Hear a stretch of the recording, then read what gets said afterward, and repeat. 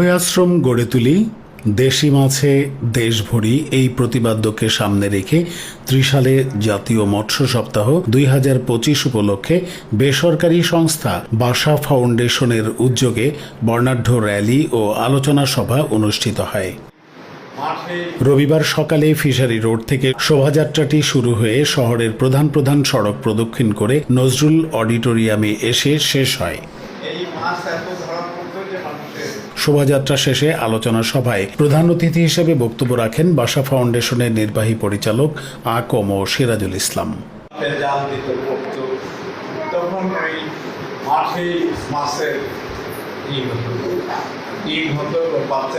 সেগুলো বড় হয়ে আবার বের হতো যখন পানি চলে যাচ্ছে। এই মাছ এত ধরা পড়তো যে মানুষের কলেরা হয়ে যেত, মাছের মজা খেয়ে বা গন্ধে নানা কারণে।